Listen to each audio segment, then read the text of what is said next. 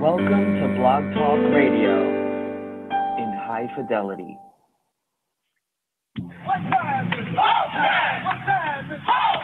Broadcasting from Cincinnati, you're listening to the Ringside Reporter podcast. All the news from the world of boxing right here. Well, I'm talking to you the way I want to talk to you. Now, here's your host, Eric Lorda. And we are live. Welcome to the Ringside Reporter podcast, where we talk about the latest boxing news.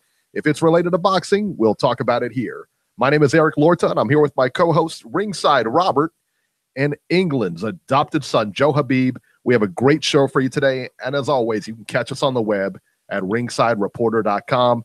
If you want to call and ask questions, you can call in right now, 323-870-3857, and we'll be here. It's about 8 o'clock now. What is it, 8 o'clock? So we'll be here. It's about 9:30 tonight. Today, we're going to talk about Triple G versus Canelo is in jeopardy. Robbie, your boy may not be fighting on May 5th, and we'll tell you all about it. Keith, No Time Thurman, pulls out of another fight. But first, we get started with the heavyweight championship of the world. IBF, WBO, and WBA titles on the line. Anthony Joshua versus Joseph Parker. This was a good fight. This was a very technical fight. This was a very tactical fight. I was like most people. I expected AJ to knock him out, probably within 10 rounds. That's what I said. But either way, AJ won. I thought he won more rounds. I just thought that, through the fight, Parker was just on the back foot a little bit too much for me. And he wasn't offering up too much. He would throw his jab out to neutralize AJ's attack, but that's it. And it wasn't like AJ was throwing, AJ wasn't scoring. He was throwing. To me, AJ was the busier fighter. He was moving forward. Parker's defense is very good. Very good defense. He looked good. He's a very awkward heavyweight to fight in the sense that, when you watch him, he looks like a light heavyweight. He moves around the ring. He's very, he throws that jab out there. His hands are down. He's a little bit quicker. He looks like a light heavyweight to me. He looks like a lighter weight fighter. But, that's not something you really see in the heavyweight division. All that being said, I think Anthony Joshua kind of imposed his will on him. I know a lot of people aren't going to be happy with the outcome. They wanted Joshua to win by, walkover. But, hey, at the end of the day, this is a high-level opponent. This is a high-level guy. World champion, by the way, Joseph Parker. I mean, and he won on the scorecards 118 to 110 twice, 119 to 109. I had it 117, 111 for Joshua. Beeb, you had it 116, 112, I believe, correct? Correct, yeah. Yeah, I mean, so it was one of those fights, man. It was to me, it was kind of kind of one-sided. The fight was never really in doubt. They both got good punches in. But Parker, again, played too much defense, didn't play enough offense, and the fight got out of hand. To me, anyway, it got away from him pretty quick. So that was the fight. And now Anthony Joshua is the heavyweight champion of the world, not the undisputed yet. One belt left. He has 3 of the 4 belts. The only belt eluding him right now is the WBC belt, which Deontay Wilder has.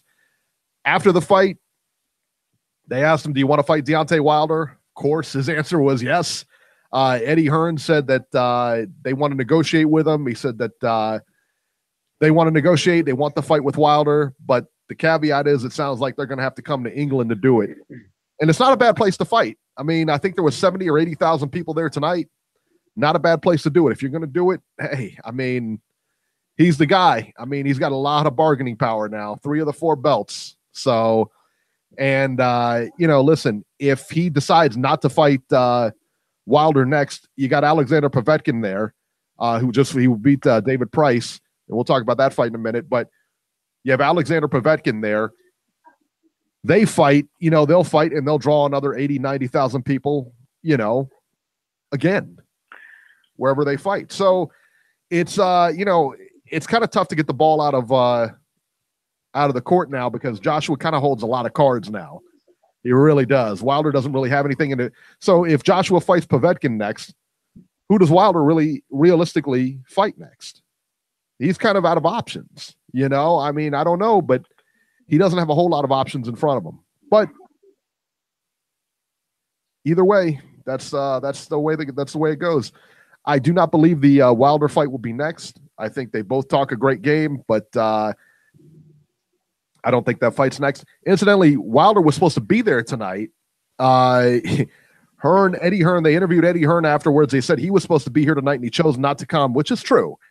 But they said that I guess they wanted him to get in the ring with Joshua afterwards and kind of hype the fight. Joshua didn't want to do that. He even talked about getting extra security and stuff like that. Wilder said something about a restraining order. I didn't hear that, but they didn't want him to get in the ring. So Wilder said, you know what? I'm not going. And you know what? Good for him. Why go there if you're not, you're going to fly in to watch him fight and then you're not going to hype anything. You're just going to be there. I don't know. I mean, I think I could have went either way with it. I would have liked to seen him there. I think if he wants to fight, he probably should have been there. Call him out in his own home country. I mean, what else? I mean, what's bigger than that? So call him a coward right in front of all his people. I don't know, man. Beeb, what were your thoughts on this fight? This fight was definitely a chess match. It's very tactical. It depends what type of style you like, because I had this fight even after 8 rounds. I thought that Parker was definitely the ring general early on in this fight. He was backing up, but he was kind of going in and out a little bit, throwing the jab primarily as just a rhythm breaker to Joshua, trying to offset Joshua's rhythm, prevent him from getting set. And I thought Joshua was doing a lot of chasing. So it was almost like a cat and mouse type thing. But, Parker would touch him here and there. He would land body shots. Obviously, they really didn't look like they were doing a ton of damage. The jab wasn't always landing, but occasionally he would touch him, hit him in the chest, landed a nice right hand in the 5th round. But at the end of the day, Joshua just he was able to kind of push Parker into corners and up against the ropes later in the fight. The last 4 rounds, I thought that Joshua upped his offense a little bit, pressed a little bit harder, and I think Parker may have faded a tad bit because, again, these guys are heavyweights, and even welterweights, middleweights, no one can fight a whole fight on their toes. At some point in time, you're going to have to stand your ground and earn your respect. And going into this fight, 2 things I thought were major caveats for Joseph Parker. Number one, I did not think he'd have enough power to keep Anthony Joshua off him, or at least from moving forward. Number one. And number 2, he has a history of not having a high output. He has a very economical style, doesn't throw a ton of punches, likes to pot shot a little bit, likes to try to be the counter puncher. Joshua wasn't overly aggressive early on in this fight. He was, fighting behind a jab. He wasn't trying to lead with power shots or take any chances early on. And I think that's what Parker was waiting for. Parker was waiting for Joshua to load up and try to land big bombs. But one thing I will say that I'm starting to learn about Anthony Joshua, he's definitely a well-rounded fighter. But I'm going to say the same thing I said about Triple G. I'm going to say the same thing about him. I said Triple G is dangerous from everywhere, whether it be from the outside, whether it be mid-range, or whether it be up close, deep in the pocket. But if you're going to gamble on a way to beat him, if you're going to, pick and choose your poison, I think the best way is to beat him on the outside. I think Danny Jacobs had great success against Triple G from the outside. And when Triple G started closing the gap a little bit, that's when he was able to have some success. Same thing with Anthony Joshua. I know we spoke off air about this, making the comparison between Anthony Joshua and Deontay Wilder. But Anthony Joshua seems to always need that momentum. He has to always move forward and step hard into his shots to generate that power. Whereas Deontay Wilder is very long and rangy. And he'll sometimes, edge forward a little bit, creep up a little bit, but he stops. He can stop and just, stop and pop, basically. He can stop and throw long, straight punches and catch you right at the end of the shot and still hurt you. He doesn't have to go boom and throw the big overhead. He could just stop and go boom like that, and he's hurting guys with just straight right hands. He's not really going over the top, putting a ton of weight on. Obviously, he's shifting his hip into it, with no question. but he's a guy that can stop and pop from long range. And guys may think they're not going to get hit flush, but all he has to do is make contact, and he's taking guys out from long range. Whereas Anthony Joshua, watch him come forward. He's like a bull coming forward. Like he's like over the everything's like boom, boom. And that's not to say he's not a skilled fighter, because he does set the shots up beautifully, and he's a fluid combination puncher. But he needs to step into everything. He cannot generate power with his feet planted and just shooting shots. And that's the big difference. That's why Wilder's so dangerous, because he's going to hit you with these long range missiles from the outside, and those are the shots that a fighter is not expecting to hurt them as much, but everything that Wilder seems to throw with that right hand detonates people. So that's one thing I noticed in this fight. I thought, Parker was having some success when he had space in between the two of them, but it's hard to keep space in between Deontay Wilder and yourself if you're an opponent in there, because as I said, he's like an octopus. He can punch you from halfway across the ring and he'll hurt you. And that's what I'm starting to see here. That could be problematic when and if these two guys fight. Beeb, let me ask you something. I think that if I had to guess, my best guess would be Anthony Joshua is going to take a beating on social media for this fight, in a fight which he won, and he won it fairly handily. I mean, especially on the scorecard. Won it fairly handily. Victory. Fair criticism? Oh, the criticism? No, I'm going to say no, because I challenge any fighter to look good against Joseph Parker. I don't think Deontay Wilder would look good against Joseph Parker. Wasn't Parker unbeaten? Parker was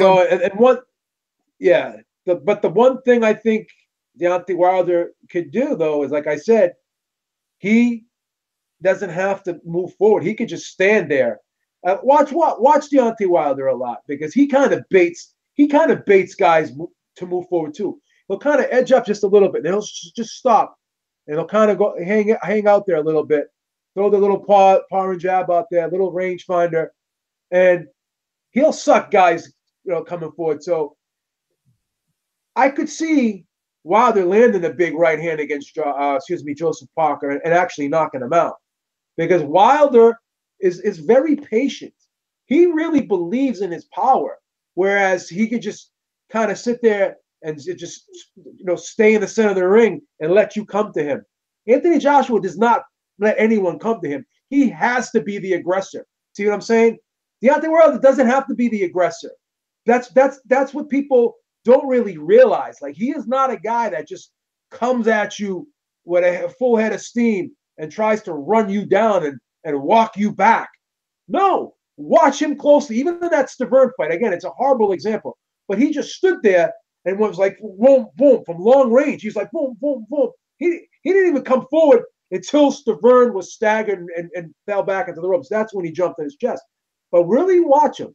He just plants his feet, and he's just like, boom, boom, boom. And the punches don't look like they have a ton of leverage on them, but he is just so gifted with power that he hurts guys. So Anthony Joshua should not get criticized for this performance, because Joseph Parker is very crafty, very tricky, very hard to look good against, constantly moving, constantly making you reset.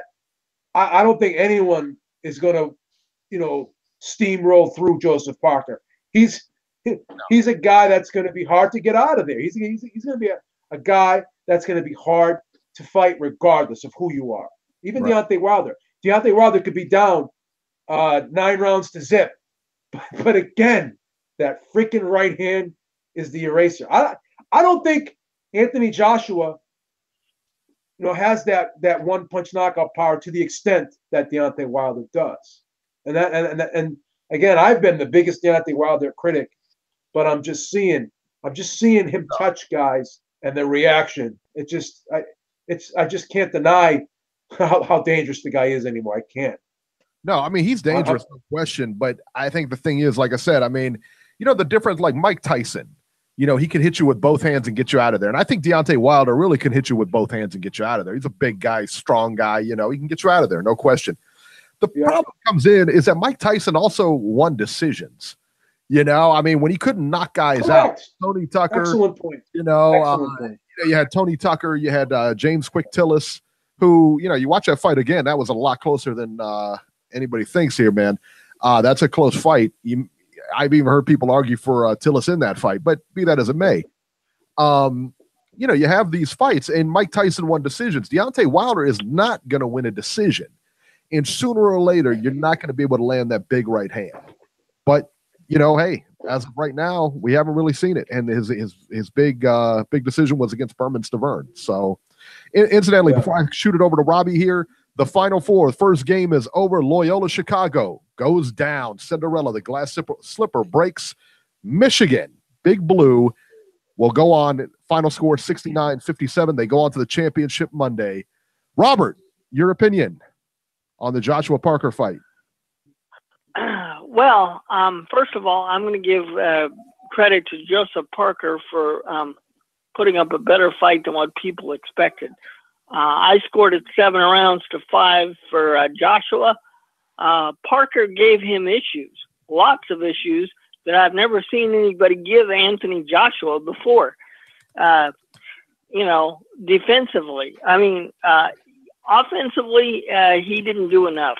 Let's say, you know, when you're on the road, when you're not fighting in your home country or your hometown, you've got to do more to show the judges how badly you want to fight. You know, and he didn't do that. But defensively, he kept himself in this fight and gave Anthony Joshua fits. From what I've seen today, I don't know if Anthony Joshua is ready for Deontay Wilder, just because I didn't expect Parker to give Joshua so many fits. I think Joseph Parker would give anybody trouble. Now that I've seen him fight Andy Ruiz, but, you know, and that was a difficult fight also to watch. But, and that's the only fight I've ever seen Parker really in. Today, he impressed me, even though he lost. I don't know. You know, I don't know what's going to happen with Joshua now. But he definitely needs to work on some things, in my opinion, from what I saw today. I don't know if it's Joshua needing to work on things or whether Parker's just that good defensively. I'm still kind of confused with what I actually saw. Thank God I've got it recorded and I can go back and watch it again. What did you guys think of the referee in this one? Because I thought the referee was just it sucked.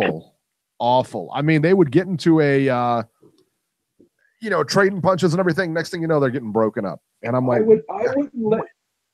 I wouldn't let this guy referee a mud wrestling match between two strippers at the Foxy Lady in Providence. That's how bad he was. He was the worst. Family Beeb. He was the worst. Okay, Worst referee I've ever seen. Why did they have to bring in an Italian referee? Who cares? I mean, I don't know why. Was this guy a referee or was he a waiter? Was he a waiter? Stop it. Guys, horrible. Family. They're just trampling all over. You got to bring in an experienced referee, and I know the UK and the United States have plenty of referees that could have done this. You know, he was lost in that ring. You know, it was awful. It was terrible. It was terrible for sure. So the big question here, and what everybody wanted to know afterwards, the interview, do you guys think that I'll go to Beeb first, Joshua versus Wilder, does it happen? Does it happen next? You know, it's funny. It seems very improbable, but something's telling me it can. I think it can happen next. I really do. I think Hearn has really miscalculated how big Wilder is in the UK. He's bigger in the UK than he is over here. As sad as that is to have to say, I think it's true. You know, his name was being mentioned so many times over the weekend. His name was popping up in every interview. What do you think about Wilder not coming down there? What do you think? Will this fight happen between him and Joshua next? Eddie Hearn was getting angry about it because Eddie Hearn wanted Wilder to go down there so he could throw Dillian White in his face, and he wanted to create drama between him and Dillian White. Yeah. But it's so hypocritical because you want drama between those two guys, hype between those two guys. But what about drama and hype between Wilder and Joshua? And then he has the gall to say, "Oh, we had a press conference scheduled. We were going to do this, that, and the third." So wouldn't it, be kind of courteous to tell the guy, "Hey, when you come down there, we're gonna have a press conference"? Deontay Wilder had no knowledge of that. He didn't mention that they were gonna have a press conference for him. Adam Smith from Sky, he even mentioned it too. So it's gonna be kind of like a meet and greet between Deontay Wilder and the fans. So what is the purpose of all of this if at the end of the day there's no Joshua fight attached to it? Why go down there to try to make Eddie Hearn and Sky Sports and Matchroom Sport look good? What does Wilder get in return? So I think it was very funny that even with him not being there, he was still the focal point of the conversation. And unfortunately, with all due respect, he overshadowed Joseph Parker, and he didn't even have to show up. He got free promotion. By him not being there was more of a story than him actually being there. And this was basically shots fired. This was the first move in the battle of chess. As I said several times, and I hate to beat a dead horse, but the fight starts before the contract is even signed. The fight starts before the first bell even rings. Once you guys start talking, it's psychological warfare. And right now, Deontay Wilder's up 2-0 against Eddie Hearn and Anthony Joshua, for whatever that's worth. And I think that Deontay Wilder is in Anthony Joshua's head right now. I do. Whether that means anything, I think it does. I think it does. And I said several times that I thought Anthony Joshua would win this fight if they ever fought. But the more time that goes on, now I'm almost 50-50 right now. That's how sick it's been. Because listening to Anthony Joshua talk, saying things like "I'm afraid to lose," saying that I'm not ready. Maybe 2019, 2020. That's a confidence problem. You're showing your hand. And, Deontay Wilder is very confident. Deontay Wilder is very confident. He doesn't believe he can lose this fight. And doesn't matter if I think Anthony Joshua can win. Does he think he can win? I just think psychologically there's something about this guy, Deontay Wilder, that he may feel uncomfortable about. I'm not inside his head, but the body language, the tone of his voice, the mannerisms, the attitude when he's being asked questions about this man, it just doesn't bode well for me. I just think there's something going on here, and I think there is some sort of concern about this guy Deontay Wilder from Anthony Joshua. I really believe that. Beeb, George pointed it out in the chat, and you know what? I got to agree with him. Beeb sold out his UK citizenship. You know what? This Deontay Wilder has really, really won me over. I like the way he's been promoting himself. I like the way he's been carrying himself. He's really starting to resonate with me. This is what I want my heavyweight champion to be. I want him to be confident. I want him to be outspoken. I want him to be vocal. I want him to say, "I want to fight the best." I want him to say, "I want to unify the titles." I don't want a heavyweight champion that's going to say, "I'm not ready yet." You're wearing 3 belts now. 3 belts now. Okay? 4 belts if you want to count the IBO. You got 4 belts now. You can never utter those words, "I'm not ready," when you got 4 belts. Can't.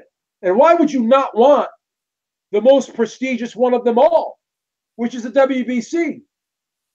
That's probably the most prestigious belt in boxing right now is the WBC. Everybody wants that green belt, but you don't. Again, with all due respect to Joshua, he's a great fighter. No question about it. And I'm not here to diminish him in any way, but I'm listening to both guys talk. One guy's talking like the heavyweight champion, and the other guy's not. Yep. And that's just the facts, in my opinion. That's just my interpretation of the whole thing. I thought the big green belt was the IBO. Is that not the case? No, it's the WBC. The IBO is red. Please. Is it? I thought it was no. The IBO is green, isn't it? Oh, The big. I believe it's red. I believe it's red. Let me. I don't. I The have to Google it. WBO is red. The WBO is red. So, are you saying that Eddie Hearn is a wank, Beeb? I don't. Yeah. In this instance, I don't like how he's handling this situation. I really don't. Robert, how are you gonna trail off of that one? Let's go, Robert. What do you Oh, think? here's the IBO right here. It's black. It's actually black. It's black. It's black. Ah, there you go. Black. I apologize to the IBO. Your belt is not red. It's black. There you go. Okay. Anyway, let me go. First of all, let's keep one thing in mind. I read an article this week that indicates that Joshua only has 2 more fights left with Eddie Hearn. I have a feeling we won't see the Joshua Wilder fight until his contract is up with Eddie Hearn. I think this is going to be drug out because I'm convinced now, after what I saw today and after things I've read and interviews I've listened to, I don't think Anthony Joshua wants any part of Deontay Wilder. And Tell him, Robbie. I think he's going to use whatever means necessary to avoid him. I don't see this fight happening until next year at least. I really don't. And I honestly think you can blame Anthony Joshua for this. I think Eddie Hearn himself would like to have the fight, but you've got his biggest client, the one who's holding 4 belts, who doesn't want it. And I think that's a real problem. And because of that, I don't think we see it till sometime next year. And when we do see it, it will be in the UK. It won't be here in the US. So you think it'll be in the UK then? I don't know. Yeah, I think it'll be in the UK. I think it'll be next spring sometime, maybe early summer in Wembley Stadium. I think that's where it'll be. All right. Next year. Incidentally, I looked up the IBO belt and it's green. All right. No, it's black. It's green. It's black. Son, it's green. I'm looking at it.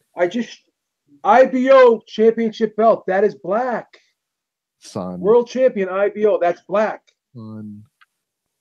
Hold on here. Let me bring this up here. It's bothering me. That is a black belt. Dude, I gotta ask, one of you colorblind?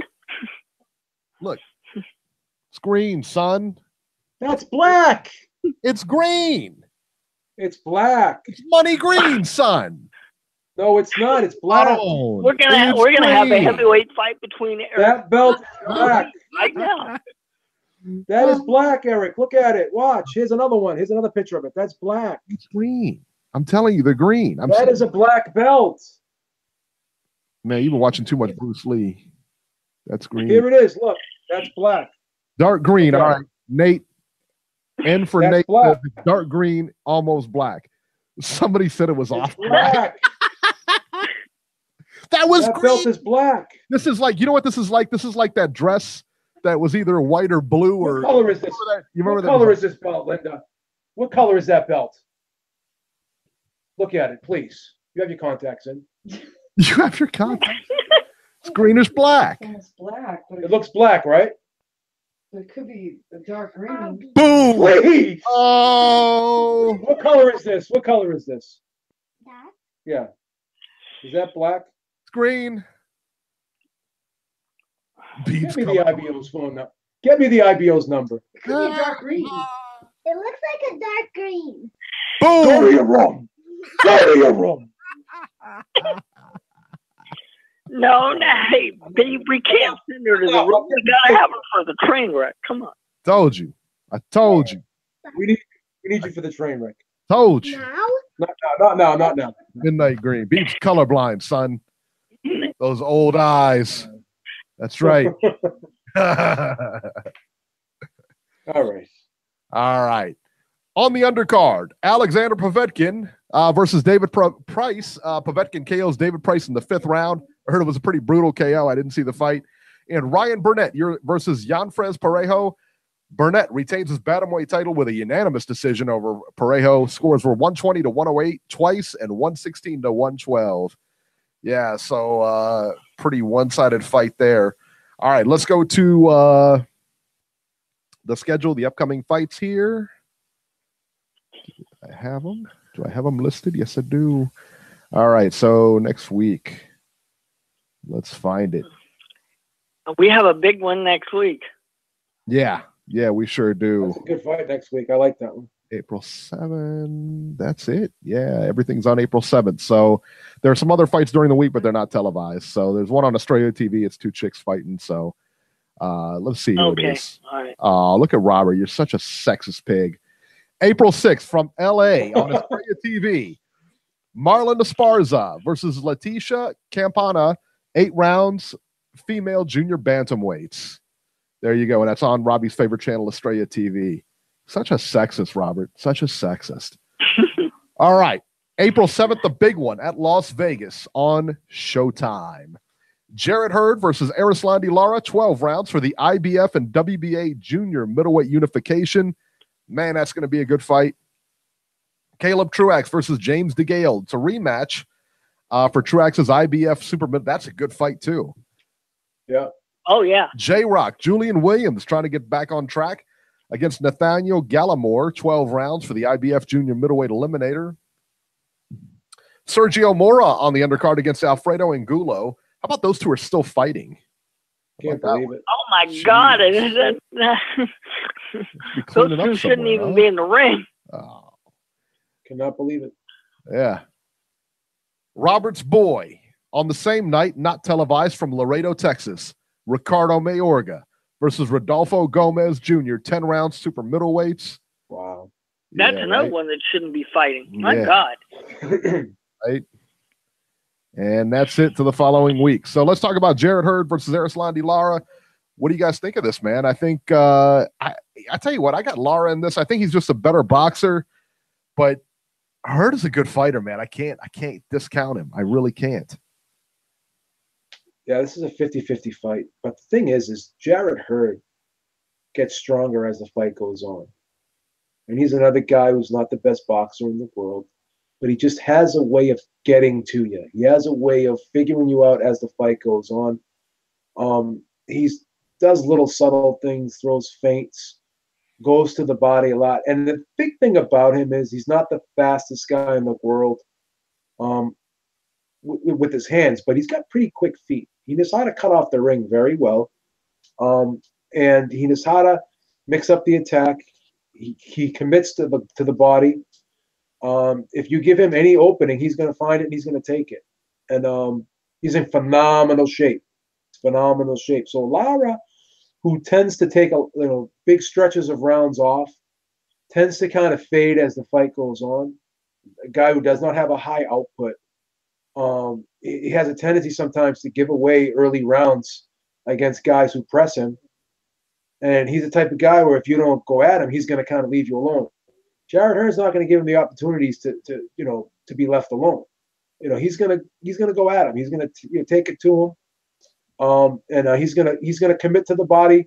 Canelo won the fight because of body work. I still think he lost the fight, but people who are advocates for Canelo winning that fight, they mentioned the body work. And I didn't think a lot of those body shots landed. But again, when a judge is watching a fight live, it's hard for him to tell what's landing and what's not landing because he doesn't have the same view that we have. So I could see Jarrett Hurd outworking Arislandi Lara, kind of wearing him down as the fight goes on, slowing him down with body shots. And, the big thing with Lara is he makes you miss, but he doesn't always make you pay.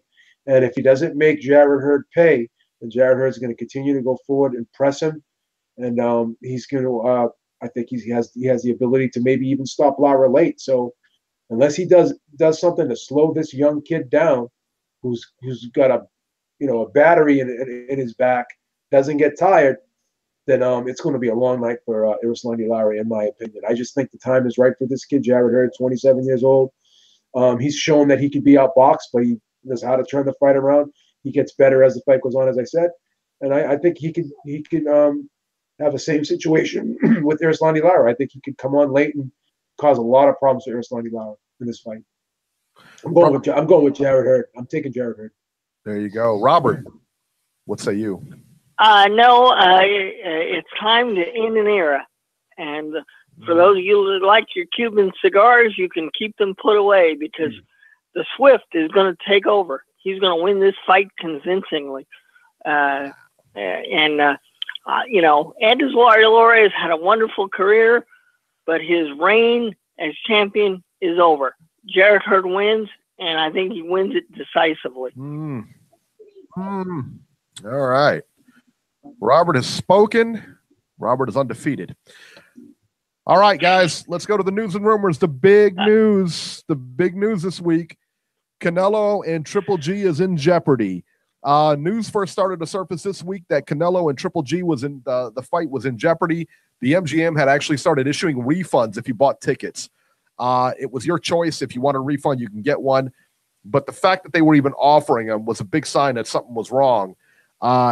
Enter the Nevada State Athletic Commission. Bob Bennett says that Canelo is guilty, filed a complaint against him, and said Canelo, knew full well. Basically, the complaint read he knew full well what he was doing, whether he ate tainted meat or not.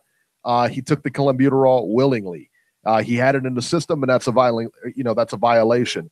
Yeah, I mean that's pretty strong. That's pretty strong. I mean it's liability. It's liability on the highest extent. So, Beeb, you've been researching this. I've been kind of looking at things here.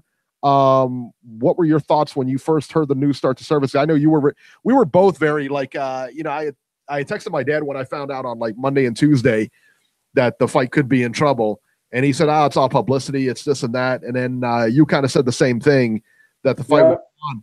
But now it's looking more and more like that fight ain't happening. This fight is not happening. It's gonna be at the very least, in my opinion. Well, not even my opinion. I'm very confident Canelo will get a 9-month suspension. He will get at the very least a $250,000 fine. Yeah. Because I read the complaint. I saw the Nevada State Athletic Commission's rules, and it clearly states in their rules whether it was inadvertent use or not, regardless of the amount in the athlete system. He's not allowed to fight if he has anything in his system, regardless of why and how much. That's a banned substance. Right. So that's just their rules. And people can say, well, what about Eric Morales? What about Francisco Vargas? Francisco Vargas fought Orlando Salido in California. Different rules, different state, different commission, different set of rules. Eric Morales fought Danny Garcia in the Barclays Center in New York. Different commission, different set of rules. This is the Nevada State Athletic Commission. Okay, they're an island unto themselves when it comes to boxing, and they are going to have a hearing. Now the hearing's been pushed back to April 18th. So that gives them no time to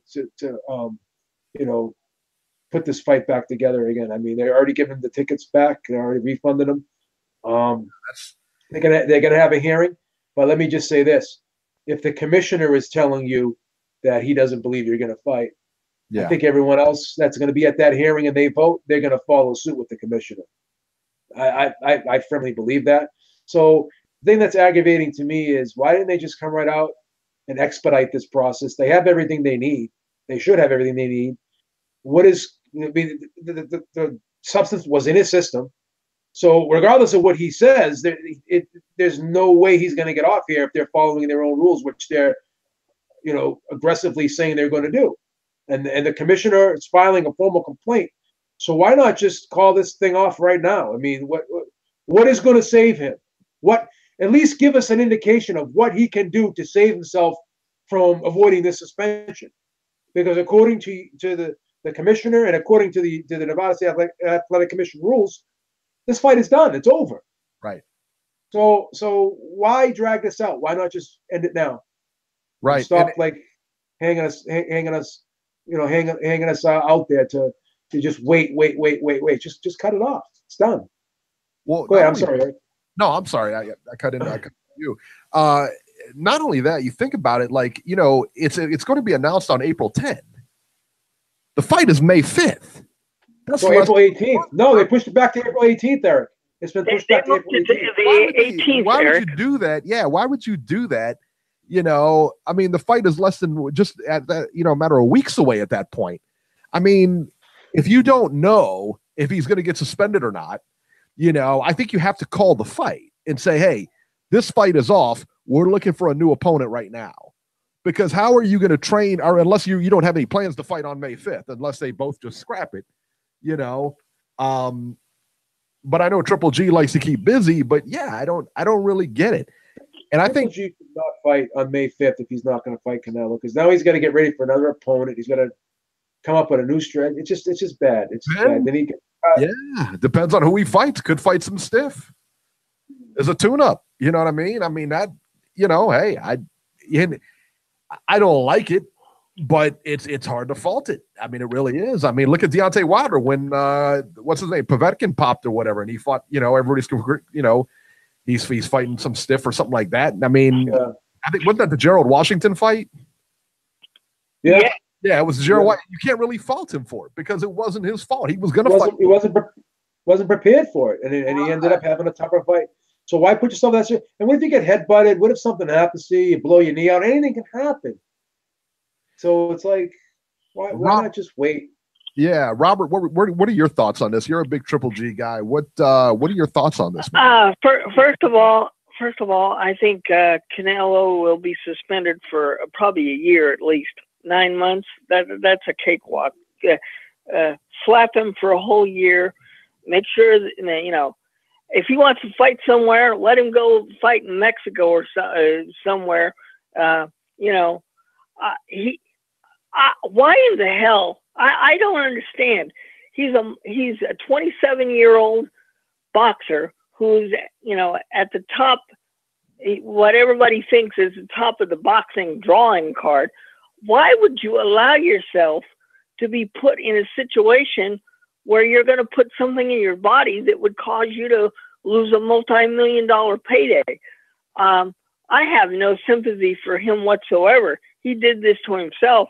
The one I do feel bad for is the guy who's doing everything by the book, who passes drug tests, who you never hear anything bad about, who's been in training camp doing things the right way.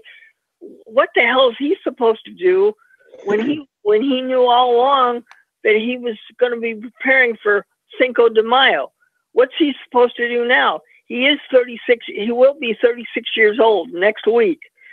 I mean, you know, here's a guy who tries to do everything right, and yet his opponent is the one that screws everything up here.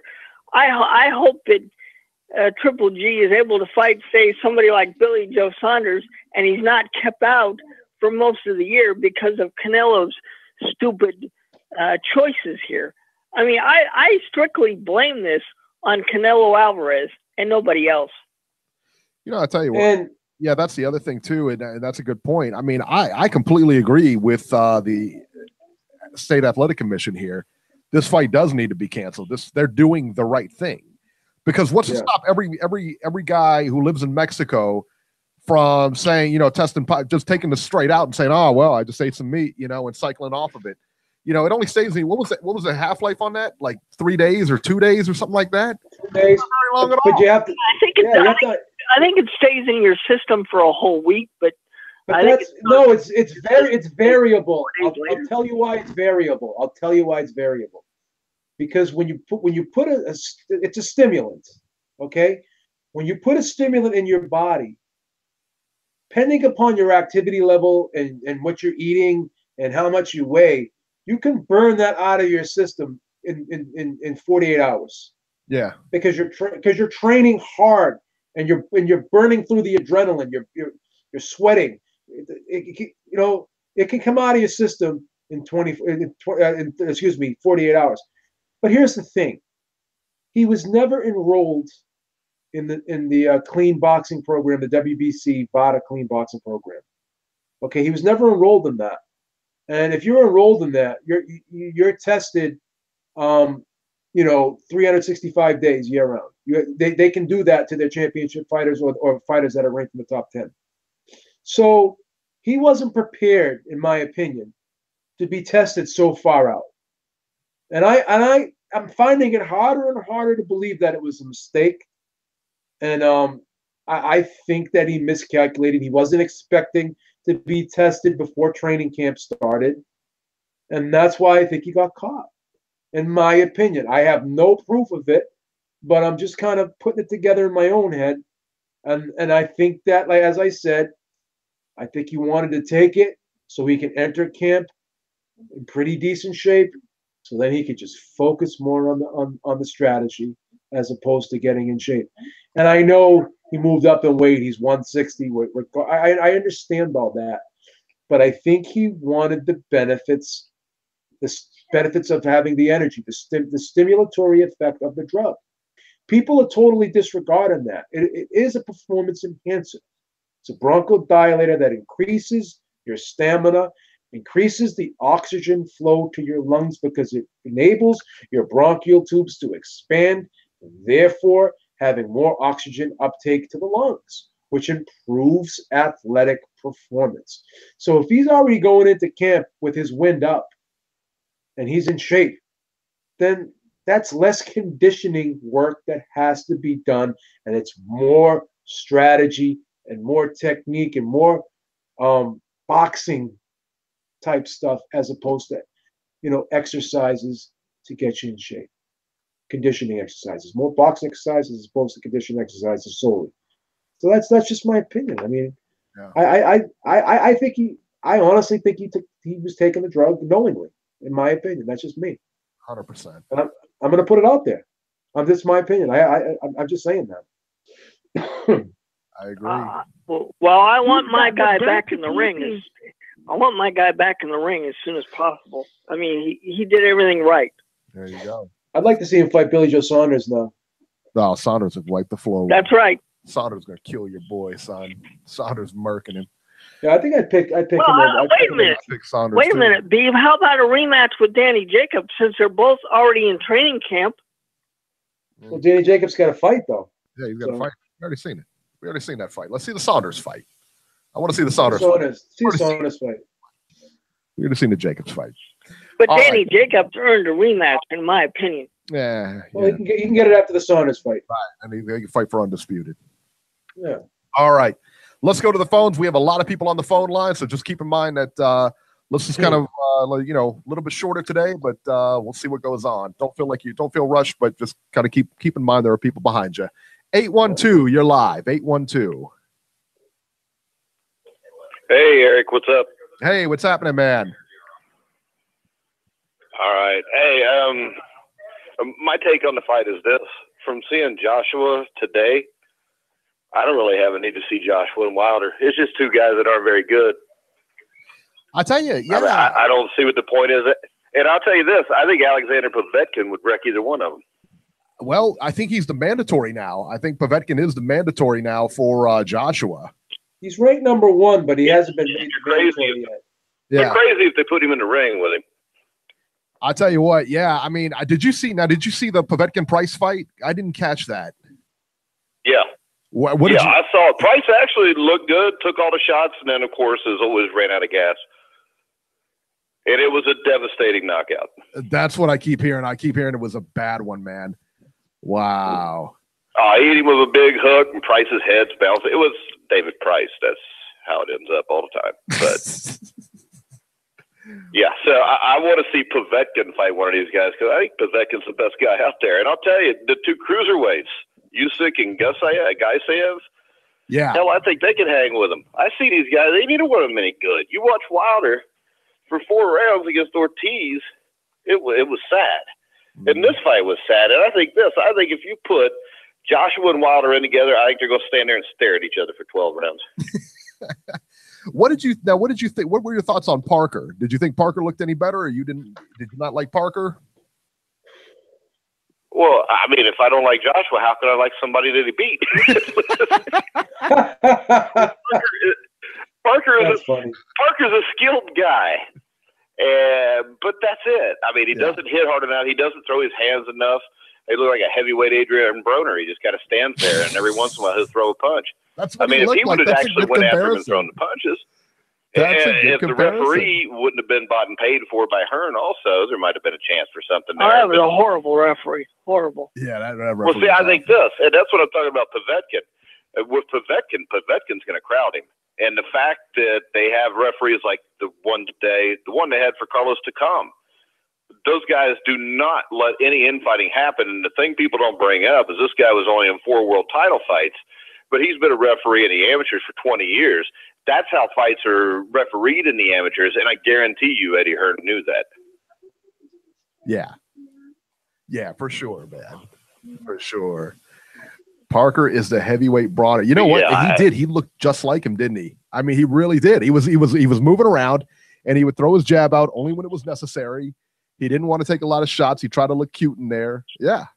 That's a really good. That's a good. That's yeah, and I mean, the fight was closer than what they had it scored. I actually had it 7-5. I did too.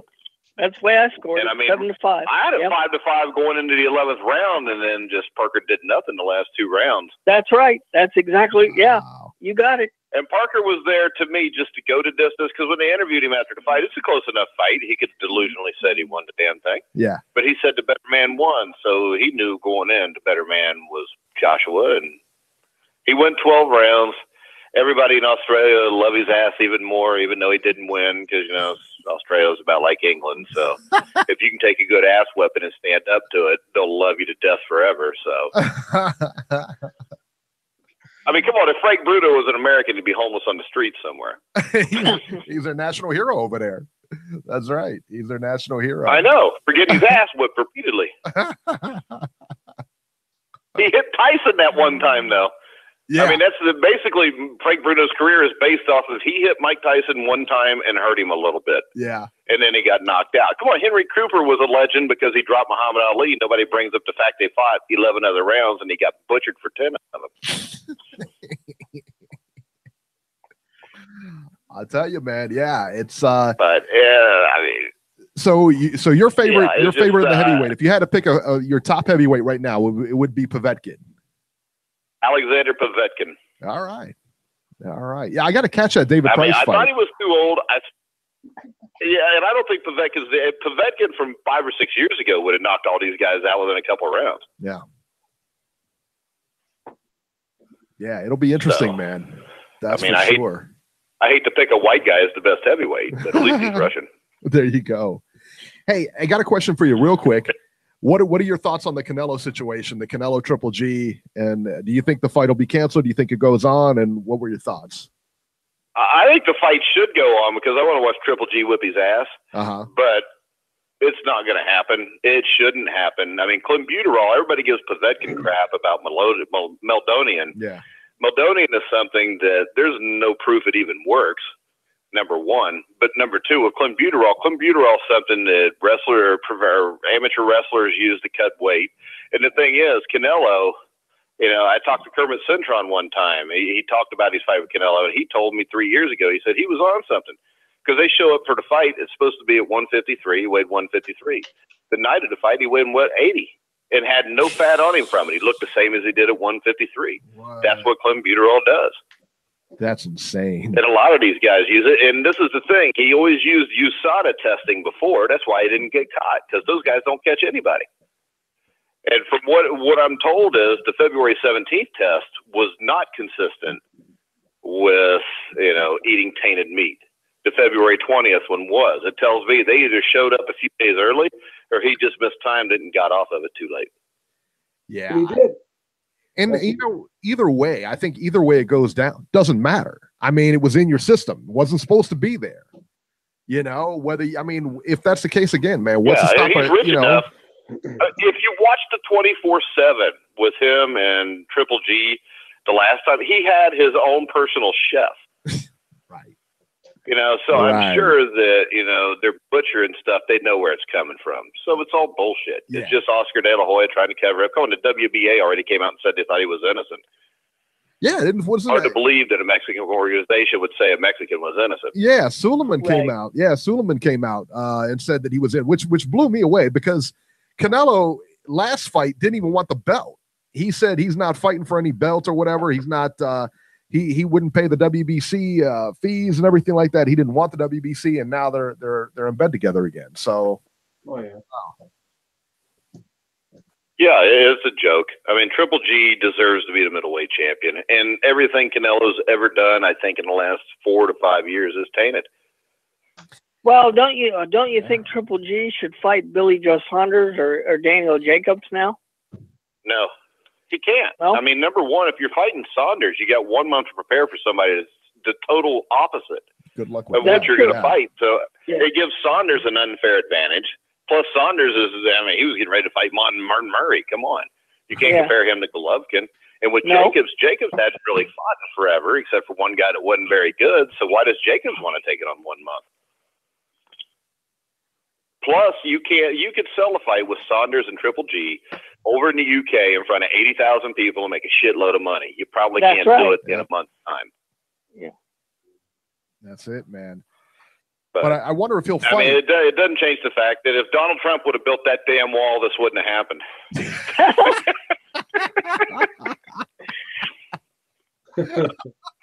That's crazy. I take a shot at Donald Trump whenever I can. Hey, well, why not? Why not? He's just trying to keep us safe from the tainted meat. There it is. There it is. You know, everybody thought it was to keep illegal immigrants out, but it's just because he doesn't want tainted meat getting in here. That's right. There you go. You know, and now I'm they get testing these positive McDonald's for hamburgers it, you know? and shit. They're wrecking. Yeah, right. Everybody's testing positive for clenbuterol now. Yeah, everybody's on it because McDonald's has got it. But it just seems weird that I mean, how quickly did they strip Neary when he tested positive? Yeah, they stripped him right away, didn't I mean, they? it was within 20. Yeah. Yeah, it was within 24 hours they stripped him. Yeah, they sure did. Pantera. But with Canelo, we're going to have a meeting about it on April the 18th. Yeah. I mean, the thing is this. The way the law goes is this. Once you tested positive for something like this, you have to prove a chain of command of where you got this for the tainted meat. So my guess is maybe they gave him to April the 18th. Maybe he can, pay some people off to say some shit, and they can do something that way. But it wouldn't surprise me if they decide to fight. Hell, you never know. Tomorrow they might announce the fight's going to be at Madison Square Garden. Yeah. Who knows, man? But I don't think they're going to fight. I think Triple G would be nuts. I think Triple G fights somebody like Spike O'Sullivan. Yeah, I've heard that name. It's a fairly safe guy. Yeah, it's a fairly safe guy, and I mean, hell, it's not like Triple G's ducked people through his career, so he can take one off, especially here, but it's not his fault. No, he had nothing to do with this, And if everything is done the way it should be, I mean, Danny Jacobs should get the shot in September. That's what I'm talking about. Yeah. Yeah, because to me, Jacobs was closer to beating Triple G than Canelo was. Yeah. That's correct. I had Jacobs winning that fight. Yeah, I had Jacobs winning that fight. Daniel, like I said earlier, Eric, Daniel Jacobs deserves his rematch. The thing is this, Eric, a lot of people say Jacobs won the fight. It's probably like 50-50. But with Triple G, I know like 2 people that thought that Canelo won the fight, and they're just, huge Canelo fans. Yeah. You brought up a really good point. I mean, so I think you give him a shot in September, you fight Billy Joe Saunders, you'd never fight Canelo again, because the thing is this plays into Canelo's hands if you suspend it for a year, as crazy as it sounds, because Triple G is not going to get better over the next year. No, but he'll get older. So in the end, it could work out for Canelo. He gets to fight an older Triple G. Yeah. Let's face it, that's what he was waiting for the last 3 years anyways. Yeah, that's why he kept delaying it. That's why they kept delaying it and, going on and on. Yeah, for sure. Yeah. But all right, Mike. All right, guys. Go ahead Keep up the good work. man. I got to get off here and watch much. this basketball game. All right, man. Okay, see We'll ya. talk to you soon. All right. See you guys. See you later. That was Mike Goodpasser from The Grueling Truth. And remember to follow thegruelingtruth.com. We're on there. He's got a bunch of boxing podcasts on there. So, guys, go visit him, man. He's a great source of boxing information. Not only boxing, He's got everything out there from ice skating on down. You know, he's got ice skating, he's got Mike's football. He's awesome. He's a good kid. Got everything on there, man. So yeah, definitely do yourself a favor and go follow him here. All right, area code 805. 805. You're live. Hey, what's up, guys? It's me, Nacho. What's up, Hey, Nacho? Nothing much. Before I get started with all the stuff that you guys have been talking about right now, I listened to the podcast last week. Didn't get to call in. I just wanted to talk about something that you guys brought up because I heard that fucking pom-pom waver Jason talk about it regarding Julio Cesar Chavez's career.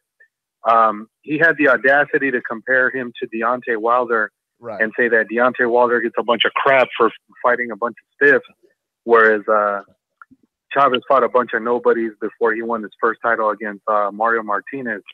But let me see Deontay Wilder have a resume like this the rest of his career.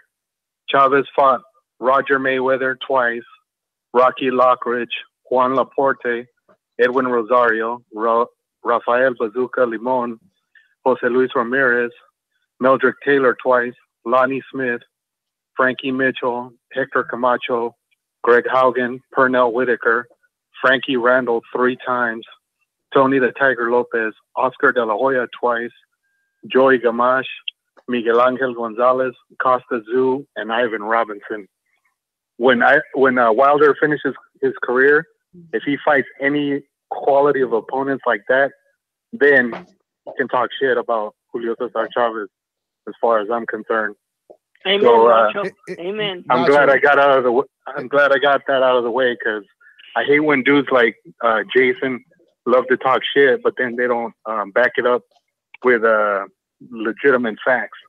As far as the fights this week or today, I was very disappointed in Joshua. I don't know what it was. It just looked like maybe having had lost those extra 12 pounds, which I thought were going to help him for this fight, it made him look worse for some reason. He didn't even fight anywhere near what he fought against Takam a few months ago. No, and he looked absolutely lethargic. It was like, yeah, you know. Yeah, he looked listless for some reason, which was weird because I didn't think that. Usually the opposite is when you gain weight, not when you lose it. So that's not if you lose muscle. Not if you lose the muscle, though. Disappointing. If you lose muscle, that's not always beneficial. Maybe that's what it was. You know? But as far as the scores were concerned, I agree with you guys. Those scores were completely awful. To have the fight scored 10-2 and 11-1 was insane. And the referee sucked. Yeah, and that also too. I have no idea why the hell they got an Italian referee who, before this fight, had only refereed 3 world championship fights. That's ridiculous. No, that whole thing was ridiculous. You bring in an experienced referee for that. Exactly. That was just an awful call by whoever agreed to that referee. I can't believe Parker's team agreed to that referee, but that's their fault. At this point, I still do want to see the fight against Wilder just because we're never going to give, we're never going to let Joshua be, like he's never going to get full credit until he takes on Deontay Wilder. So I really hope that they make the fight sooner rather than later just to kind of put this whole thing to bed and, let them fight and resolve it in the ring. The David Price-Povetkin fight, I actually saw that fight. That was a brutal fight. And like the previous guy just said right now, Price just pretty much got beat because it was the same old story with him. He just runs out of gas. His defense gets horrible as the fight goes on, and he gets clipped with shots that he legitimately doesn't see coming. And that's what ended up happening. But I give Price credit because Povetkin did not walk away from that fight unscathed. Povetkin's face was kind of a mess. He was cut up and bleeding, and Price hit him with a couple of left hooks where he legitimately had Povetkin out on his feet. So Price gave as good as he got until the very end when he got knocked out. But Povetkin did not walk away from that fight unscathed.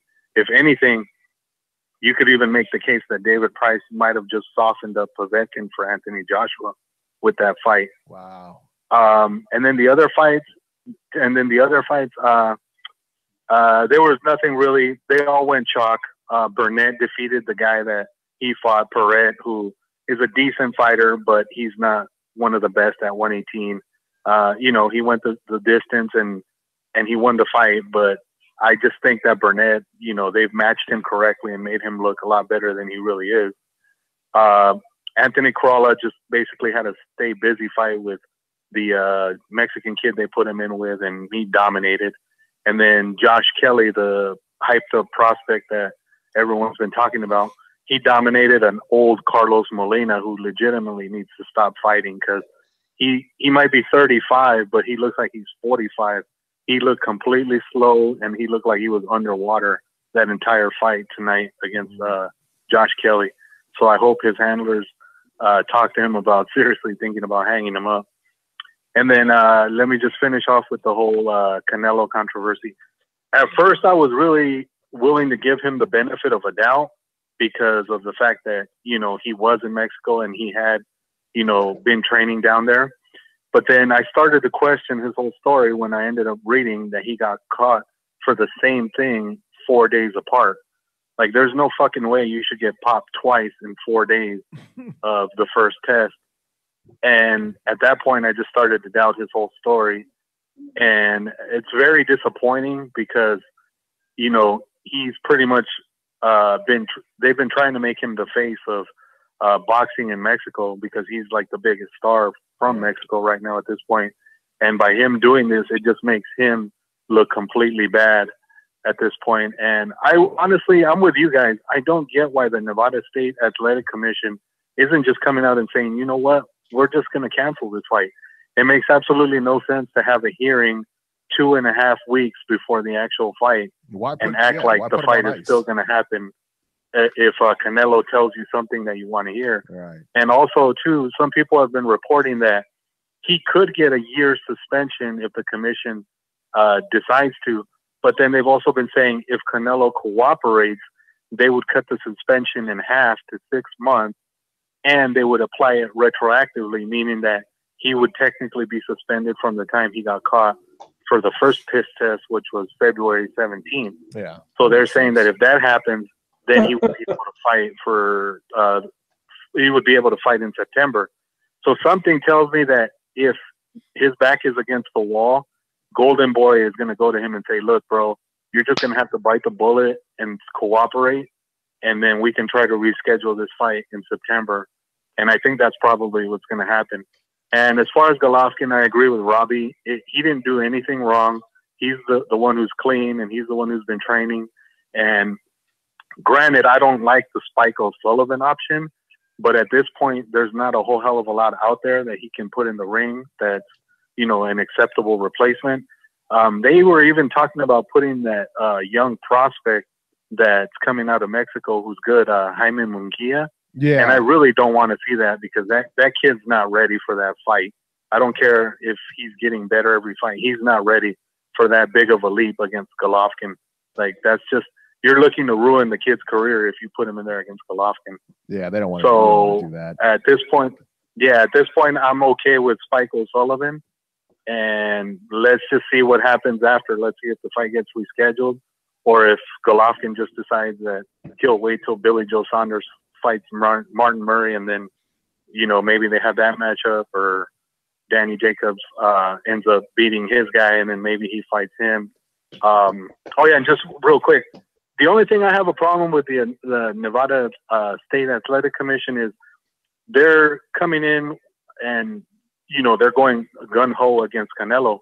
My only question is, where was this commission when Floyd Mayweather was being accused of using IVs to illegally rehydrate before fights, which they put in their own rule book saying that you're not allowed to use IVs to rehydrate, and yet they looked the other way when he did that. And also, too, there was always stories about Mayweather using lidocaine injections for his hands so he could fight, and the Nevada State Athletic Commission looked the other way also. So I just find it a little hypocritical that now all of a sudden they want to apply the rules to Canelo, but yet when their other cash cow was doing stuff that they knew wasn't legal. They just decided to look the other way. And that's it, guys. Are you guys going to be back on Sunday next week? Next Sunday, Yeah, we should be. Next Sunday? All right. Yeah. Okay, guys. All right. Oh, okay. Good deal. All right. Thanks, All right. guys. Thanks. All right. Nacho with the call. All right. So, what would happen? Robert, let me ask you this question here. So the Nevada State Athletic Commission, if they come out and nothing has been said or done here, I mean, they could come back and say, and he's got a very good point about Floyd, but they could come back and say, hey, we find Canelo innocent, the fight's going to go on. Even though it's really disruptive for both fighters, but they could do that. It's, they can, it wouldn't be the craziest thing never happened. I mean, it is what it is. But Eric, why would the commission do that if they've already issued refunds for people who bought tickets? Commission does a lot of that wouldn't make a whole lot of sense, would it? No, but the commission does a lot of stupid stuff. But let me ask you this. The question is, yeah, what if De La Hoya says, okay, well, let's move the fight to New York? And Mike had referenced this. What if they moved the fight to New York? Could they? I mean, and would they follow suit and, would that suspension carry? It's a state athletic commission. If it was in New York, different precedent, different commission. Is that a viable option? I don't know. Well, yeah, it's a viable option because New York has different rules. I mean, like Beeb said earlier, when Francisco Vargas fought Orlando Salido, that was here in California. They allowed the fight to continue. Yeah. When Eric Morales fought Danny Jacobs, it was in Brooklyn. The New York State Athletic Commission allowed it to go on. I could see them moving the fight to New York, but how do you get a fight of this magnitude to Madison Square Garden within a 2-week period? Well, not only that, allow people in New York to buy tickets. Right. Well, not only that, I mean, you got to make sure that nobody else is there. I mean, you got to secure a venue. It's a lot. I mean, it's a lot, but I'm just curious, just kind of thinking out loud here, is that an option? I don't know. I mean, if it is, I'm sure they've thought of it. 508. 508. Go ahead, George. This day, you'll be my new fool. Yo, guys, could you guys go to Jason first and come back to me, if you please? What are you? The guy's driving me crazy there that he want to go first. What is this, a jukebox where we listen? We called your name. We played your tune. It's time. No, it's your time, Georgie. He can wait. I just try to be generous to my fellow, caller here, He can wait. Jason is next. Jason is 706. He's KO by Nacho. He got KO. Yeah, he sure did. Poor man. Jason only time he had to take losses. Feel sorry for dude, but what can we do? Anyway, great boxing though. Great boxing. A little dog I was expecting a KO, but I mean, Parker did what he could. What you gonna do against that monster? Nothing you can do. Good fight, man. It was a good fight. Very technical fight. Very technical chess match. Very good fight. Listen, babe, your fucking pass to the UK have been revoked, right? You know what? I'll have to deal with the repercussions. I'll deal with the repercussions of that because I don't like how this AJ situation is being handled right now. By Monday, Beeb Enterprise is going down too in the stock market. Never. Everybody. Never. We're on the rise. Still got consequences. On the rise. We're on the rise. We got that big tax break. This is the thing, yo, Beebs. But this is the thing.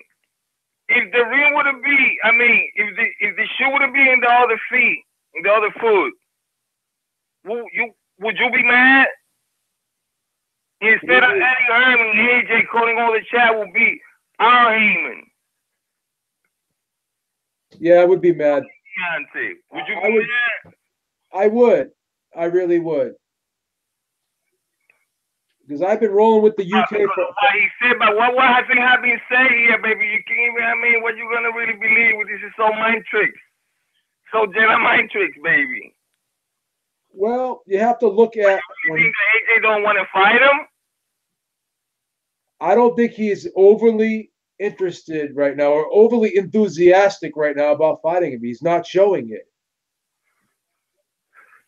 And to be quite honest, you wouldn't be either. And I wouldn't be either. If I can pack fucking 80,000 motherfucker every time I want. Fighting anybody I want. So what you want to do? No, you know what? I see Georgie's the fucking golden fucking eggs. I see Georgie's point here. I want to see your check next week. I want to see if it has Matchroom Sport on the top of it. Okay. I want to see your check next Friday. You need the USA, baby. He's doing phenomenal. Phenomenal. I agree, but it's the fight everybody wants to see. You know what I mean? I don't want to care. Have a weather pack. Georgie, listen to me, Georgie. Listen to me for 3 minutes. We all need to stop being managers. We all need to stop being accountants. We all need to stop being financial advisors and stop worrying about all this stuff. Deontay Wilder said it on another podcast. Stop watching my pockets. We got to stop watching these guys' pockets. The two best fighters in this division right now are Joshua and Wilder. That's it. Let's get it done. Right. Cry me a river, baby. Just cry me a river. I ain't crying you a river. I'm giving you the facts. You know why I don't care? Put your, you gotta put your calculator away. Put your calculator away and stop counting pockets. Listen, B, but it's not about his package. This is not what I'm coming from. The man is in control. Forget about the money situation. It's about the power. There is a war being fought right now. Do you see fucking? Did my eye deceive me? Or I saw Bob Arum sitting there. Bob Arum's got Bob Arum sitting there. He's got promotional rights to Joseph Parker. He co-promotes Joseph Parker. He was there. Okay, so how many you can fight Bob Arum be showing his face on? The one that Joseph Parker's in, he's going to show his face on. He co-promotes him. Listen. He co-promotes him. That's why. We got Dana White kicking fucking AJ tires with $500 million. Not the Anthers, AJ's tires with $500 million. Gosh, you got the other reptilian sitting there watching, just waiting for Eddie Hearn to sleep to see if he can snatch that gold mine from him. And here you are talking about what is right on boxing. When these mafia have get away with fucking impunity for ages. For ages. And here you are talking about justice. Come on, Beeb. So you don't want the fight? That's fine. I mean, what am I going to do? You want to count pockets? You have the calculator out right now. No, let's be real. That's what you want to do. I'm talking about the war about power and whose fucking pendulum is. The pendulum is swinging on this guy's side, on AJ's side. He's controlling. He's the shot caller. Eddie is an evil genius. This man tried to explain to the world and Wilder, like a year and a half ago, listen, you're going to fight fucking White. And ain't nothing you can really do about it. So you fight this man, the AJ fight going to come along. But you got to play ball. And Wilder said somebody was fucking putting shit on his head. Nah. You did WBC. Damn. Make some noise. Don't take his demands. What happened? Why they're going to get froze the fuck out? Because he didn't follow suit. This game been playing along before you was born, I was born, we all were born. It's power. And they have it. Simple as that. That's my call. Everybody out there, support, give the thumb up. I'm out. All right. Thank you, Georgie. Thank you, Georgie. All right. Final four, game 2 is going on. Kansas 5, Villanova 22, 12 minutes gone, 12 minutes left in the first half. That game's looking like it's getting away from Kansas. I don't know. We'll see. All right. The moment everybody waits for with bated breath every week, of course.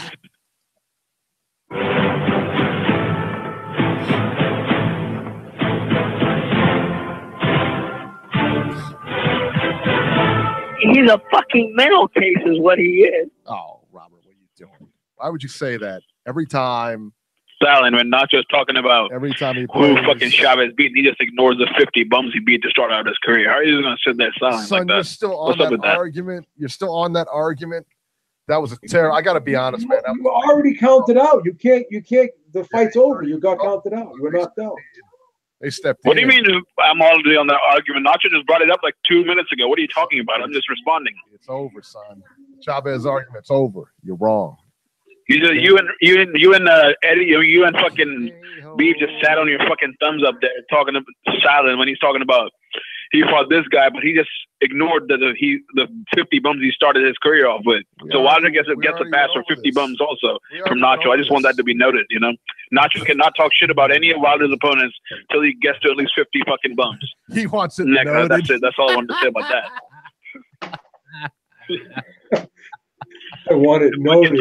Fucking Robbie Kim coming in for the pass at the end. That's right, Nacho. That's right, Nacho. Robbie with his pom-poms fucking trying to send off Nacho with a good fucking call. Fucking asshole.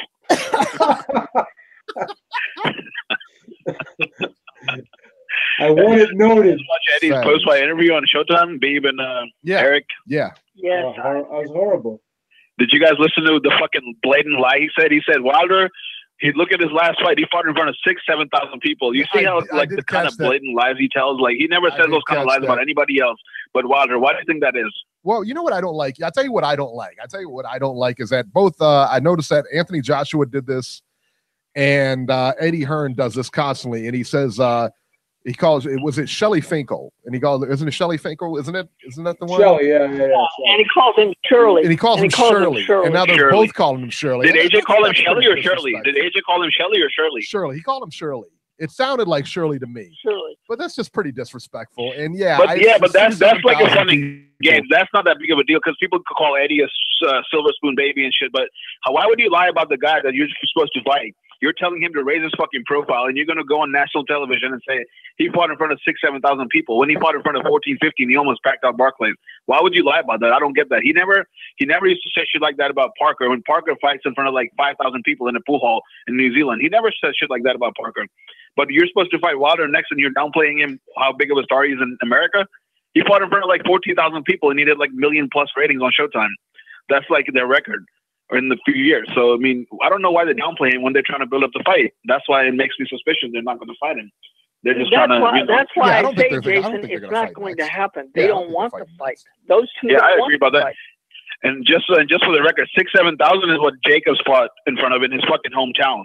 So Wilder is something more than twice as much as Eddie's biggest star in America. Just for the record. Yeah, there. Wasn't his? It was like lying piece of shit. 12,000. It was like 12,000, wasn't that the title fight with Ortiz was like 12,000? It was 14,000 actually. No, it was 14,000. It was 14,000 when he fought Ortiz. And then and it was like 12,000 when he fought Stavern.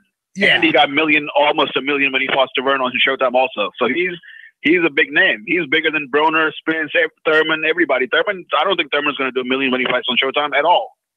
He's not going to fight anytime soon, so you know he ain't going to fight. He backed out of it. Yeah, but they were going to put him in Barclays, and they've got so many fights coming in Barclays. They got the Broner fight, then they probably have another card after, so they're probably like spacing it out. They're probably going to move it back a month or two. That's what I'm hearing. Also, I heard Stevenson and Jack might get pushed back.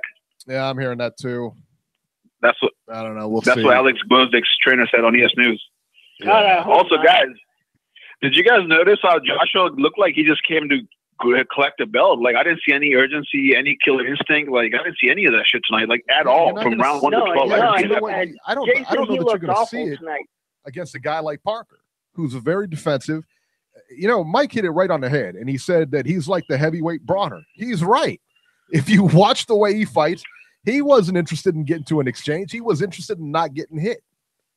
It just was what it was. I saw Carlos Tuckham and Andy Ruiz land bigger, cleaner shots on Parker than I did AJ. Yeah, I mean, but they were there to fight. They were rocking his head back. He didn't want any part. Yeah, they were of fucking Wilder's taking power. it to him. They were taking it to him for real. He didn't want any part of Wilder's power, or not Wilder's power, but Joshua's power. He didn't want to get in there and mix it up with that guy. Not, you know, AJ didn't want his power either. AJ was kind of reluctant, and also compare that to the Wilder. Compare that to the killer instinct and urgency Wilder showed, and Ortiz didn't even have a belt on the line. That was like a fucking way better, way more brutal fight. I mean, he's got one style and one way to win, and that's okay. There's no problem with that. But you can't really compare the styles. The fight I want to see, the guy that was bigging up Povetkin, I want to see Povetkin versus Ortiz ASAP, like right away. I want to see that fight. Those are the kind of fights we need. Yeah. You know, we don't need fucking Povetkin and Ortiz fighting champs right now. They need to fight each other to get a fucking shot at the champ. That would be a great fight, I think. What do you guys think about that? The drug juice them both up. Yeah, I like that fight. Good fight, Jason. I like that fight. Also, guys, looking at Ortiz's performance against Wilder, what do you think he would have done to AJ tonight or Parker? What do you think? I don't think he would have fared well. He ran out of gas in the 7th round of his fight with Wilder. So Ortiz, because Wilder was fucking landing those Alabama bombs, bro. Come on, man. No, I think he's gassed out because he's 90 years old. No, I don't think he stands. I don't think you don't think that fucking Ortiz beats Parker. You don't think Ortiz beats Parker and gives AJ way more trouble than Parker did tonight? No, you don't think so? I don't. Because with Parker, you're dealing with a guy. Like what do you think, Beeb? It's a different style. Step in, Beeb. Step in. Repeat the question again. He doesn't want any part of your nonsense. What do you think the Ortiz that fought Wilder? How do you think he does against Joshua and Parker of tonight? How they look tonight? What do you think Ortiz does with them? Definitely has a shot at winning. Yeah, he could win. He could. Both against both, right? Yes, he could. But it could go. Could go the Parker other way. For sure. More than Parker. I would pick Ortiz over Parker. I'm just being honest. I would say he beats Parker. I would take Parker over Ortiz. And I understand you could go in that direction. It's a tight fight, no question. But I would pick for sure. I would pick Ortiz, and I'll tell you why. Because Ortiz would be fighting at a nice slow pace like he likes, but I think he'd be more accurate with his punches, and I think his punches would be more significant, and they'd just be cleaner. I think he's more craftier than Parker is. And how tall is Ortiz? Because I was kind of shocked to hear Parker's only like 6 foot tall. I was like, well, I didn't realize. No, Parker's 6'4". He's 6'4". Parker's 6'4", and Ortiz is 6'4" as well. So yeah. And Ortiz is southpaw. Ortiz has heavier hands, I think. Yeah, southpaw. See, one of the things that Joshua had today that he didn't use very well is a 6-inch reach advantage. He needs to work on his solar plexus jab like Ward and Floyd. That's like one of their best punches, and I don't see fighters using that. I don't know why. Especially guys like Wilder and Joshua. They never use that punch. I don't get it. I'm like fucking baffled why they wouldn't use a punch like that. Because it's too dangerous. You got to be quick to do that punch, man. It's way too dangerous because you get caught with an overhand right. You remember? All right, go back and watch the fight between Lennox Lewis and Razor Ruddock. Go back and watch that fight and watch what happens when you jab to the body. I'm telling you, it's dangerous. That's why a lot of people, Floyd. You're talking about Floyd and Andre Ward. Did any of you guys watch Josh Kelly versus Molina? Anybody? No, I didn't catch that fight. We heard Kelly won and won pretty handily, but we heard Molina's got to go. So, yeah. So he went the distance with him. I think he didn't look that good. He looks. I don't know. He looked all right. They're loving Josh like Kelly over there. Losing streak. Yeah, they're loving Josh Kelly over there. He's getting a lot of love over in England. A lot of hype. All right, guys. That's my call. Also, Nacho forgot to mention that fucking bum, Gilberto Ramirez, fighting Jesse Hart in his 40th fight. He forgot to mention that, too. He needs to call in next week and mention that. Jesse Hart. Why don't you two get your own show? Oh, look at we could, but that would be 90 seconds. You write it today for fucking streaming the Josh Kelly Molina fight. They can't go live stream for 3 months. I think Robbie and Jason need their own show. I think that would be entertaining. I would listen to that. Oh wow! Robbie's already. What happened, Jason? Kim. What happened, Jason? Show with Steve Kim as Godfather. Jason, would you just say? I need to go ahead, Beeb. What did you just say about 3 months? What happened for 3 months? 60 seconds. The mad guy was streaming the Josh Kelly versus Molina fight, or he was showing the video for some reason, and they copyrighted him, and they can't go to live stream for 3 months. Who is this? Who can't go to live? Who? The boxing voice. The boxing voice. Oh. Okay. Yeah, they go live like every day. But I was gonna say I need to do a show with Jordan Hardy from PBC. That's what I want to do a show with. Jordan Hardy. BBC Jabs. I'll be a co-host any day. Yeah, he might be out of your league, son. You might have to just settle with Robbie, all right? That's right. Have you guys been watching those boxing animations from that guy on Instagram? No. Yes. No. I do. I watch them all the time. What? You haven't? No. I have been, yes. Yeah, I love them. They're funny. All right, cool. He put Michelle Joy Phelps and Dylan White. 10 seconds. Man. All right, guys. My call. See you guys. All right. Talk to you guys next time. Late. All right, see you. Jason. Wow. All right, area code 203. 203, you're live. What's up, fellas? What's going on from What's Connecticut? up, Boxing out, man. Yeah. What's up, Robbie, B, Eric, man? What's happening, man? How you doing, Enjoying the show. Are Watching the you're Villanova game. You're a first-time caller, right? Yes, sir. Nice. Yeah, Connecticut. Yes, I am. Okay. Yeah. Yep, Homo Willie Pep. It is. All right. The wish. Welcome to the show. What's up? Oh man, all right. You know, I enjoyed the fight. Like Eric said, it was tactical. I said before the fight, looking at the tape of Parker, he needed some Muhammad Ali legs. Even half of Ali legs to do better. But he didn't do bad. He showed us he's a top 5 heavyweight in the game, and he'll be back. First person, he got nothing to hold his head down. He went all 12 with Joshua, so we got to give him that. But Joshua, I know a lot of people going to give him a C performance. He fought like real cautious, like he was worried about his chin. Wasn't as aggressive as I would like him to be. I know you guys are probably thinking the same thing. He's not in his prime. It's like the Canelo when he was 3 to 4 fights away from fighting Triple G. You guys get that same feeling? Yeah. He's still green. Today it no proved to me that he's got a lot of work that he's got to do. But on the flip side, he beat a champion, a exactly. pretty good one. I mean, and Parker was it's hard to say that Joshua had a bad performance or this or that, but because again, he's fighting like higher levels of competition. Exactly. No, his resume is amazing compared to Wilder's, but at the same time, this show like just a little 1-2s. Parker landed probably like 3 or 4 good 1-2s, but it showed me, Wilder's 1-2s are a couple levels above that, where Eddie Hearn, his people, his management, I hate to say it, you know what I mean? It's just the truth that they're looking at it like, he's still young. He's got 22 fights now. At 20, he's going to be in his super prime in like 3 to 4 fights. Then we'll make the fight. Wilder, what's he going to do? He has to wait. And Wilder's probably going to, the PBC heavyweights aren't that good. So we really don't have to worry about him losing, even though, of course, anything can happen in the heavyweight division. So it's risky. But and as good as Joshua is with the jab and the defense, this fight, and going into this fight, I'll be honest with you guys. I love both Wilder and Joshua, and I was like, I don't know who could win that, but watching this fight really makes me lean towards Wilder with the 1-2. Man, the speed is going to be a major factor. And that's what I see, honestly. Yeah, but.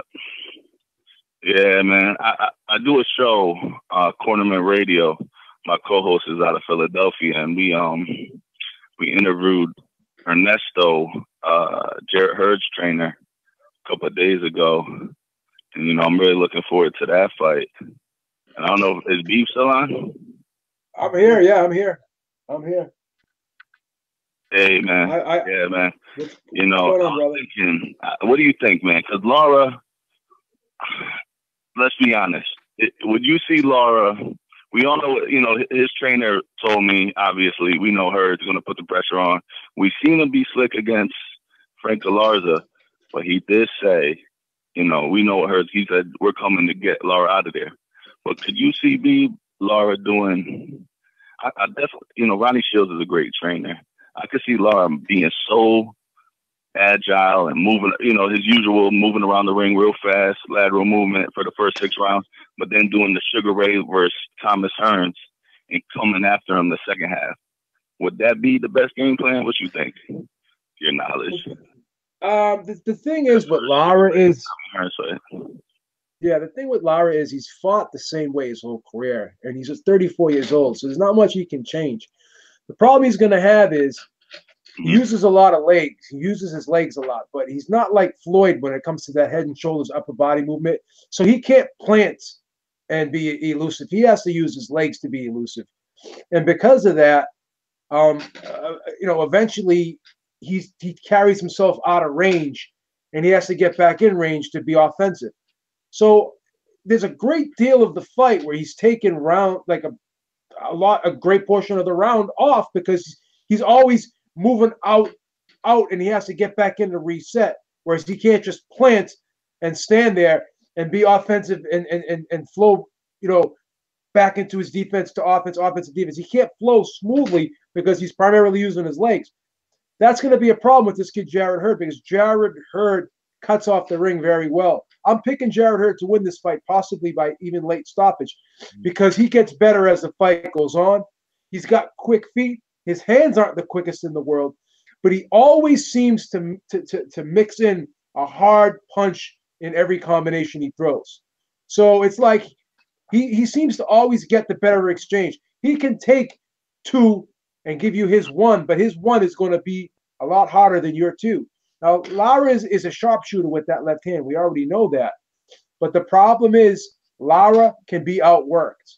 He can give rounds away because he's on the back foot and the other guy's putting the pressure on him, and he's not moving his hands enough where he can, sway the judges to give him the round. So I think in this fight, I think the young Jarrett Hurd is going to be able to apply effective pressure. He finds a way of cutting off the ring, and he always finds a way. People can sit there and say he's not a slick boxer. He's not the prototypical, it does everything technical. But he's a little bit more technical than people give him credit for because he always finds a way to mix in that one hard shot that can turn the fight around. And I think that he's going to get Lara's respect. And I think Lara's going to be a little bit more defensive later in this fight. And that's where I think the fight's going to be on the table for Jarrett Hurd. And that's where I think he's going to take the fight. I think you're going to see a different Jarrett Hurd from rounds 7 through 12. And that's going to be the difference. I think he's going to, commit to the body in this fight. And I think that's going to also slow Lara down. So I think this is Jarrett Hurd's fight to win. I'm picking Jarrett Hurd in this fight. I really am. Nah, I agree, man. I mean, the Angulo fight was 5 years ago. Jarrett Hurd is bigger, longer, stronger than faster, more accurate puncher. I think he's a more accurate puncher. I understand. Lara got up off the Lara showed us his heart. He got up off the canvas twice from 2. I think it was good left hooks. But I think 5 years down the road, it's not like Lara's that old though. He is 34. He took some body work versus Canelo. That's about it. And the 2 shots against Angulo. So he's not like, he's not James DeGale who's on his undercard. And I love James DeGale. He's a warrior, but he's been in too many wars. But I will say, I believe Jarrett Hurd. I agree everything you said, man, pretty much. But it'll be exciting, man. But yeah, man, I appreciate you guys. Great show. And I hope to call back soon. And I don't think we're gonna, unfortunately, I hate to say it because people are so mad about it. But I just Wilder Joshua. People say, "Oh, don't talk about the business, this and that," but it's just like, what do you? Look, it is what it is. When you do what we do each week, you have to talk about the business. You can't ignore it. Yeah. I don't think this fight happens for another year. Yeah, man, Robbie, I agree with you, man. Great points tonight, Eric. Great job, Beeb. Great job, and I'll call back some other time. Thank you, sir. All right, good call. Good call. Thanks for calling in, man. Nice to hear from you. First time caller. Look at that. All the way from Yukon.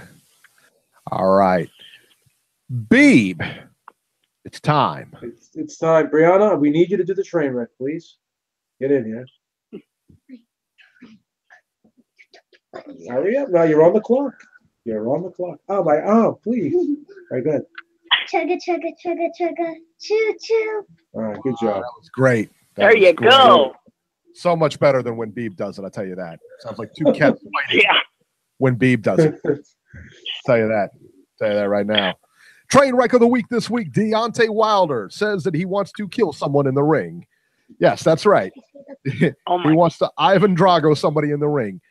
So Wilder sat down with the Breakfast Club, and this is what he said. I want a body on my record. I want one. I really do. He says, and he went on to say, that's the Bronze Bomber. He want one. When I'm the Bronze Bomber, I don't care. I want that on my record. Deontay would feel bad, but we signed up for that. These are his words, not mine. Seriously? You want to kill somebody in the ring? That's what he wants to do? Oh my God! This goes to show me, Eric, that this generation of millennials don't pay attention to boxing history.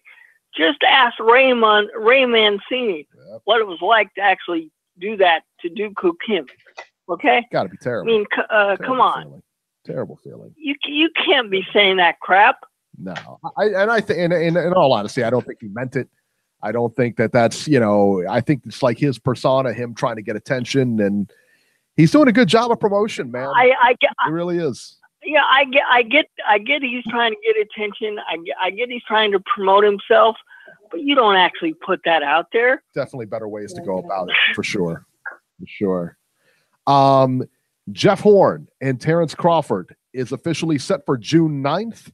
A lot of people were wondering before the fight got pushed back, how come it hadn't been announced yet? And of course, Terrence Crawford had the injury or whatever. And I think they were waiting and waiting and waiting. I think they knew something was going to happen, so they ended up pushing it back.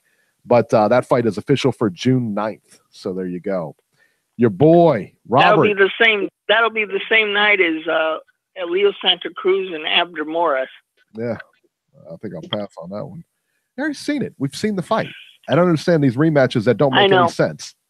I know. Keith Thurman, who's been out of action since last March because of right elbow surgery, now has another injury that sidelined him. Thurman suffered a deep bruise to his left hand and has been forced to pull out of his next fight, scheduled for May 19th against whoever. I mean, there wasn't even an opponent picked for it. He wanted how did he put it? A tune-up fight. He wanted a tune-up. Yeah. He didn't want to fight anybody good. He wanted a tune-up fight, a sparring session. And there is no reschedule has been announced.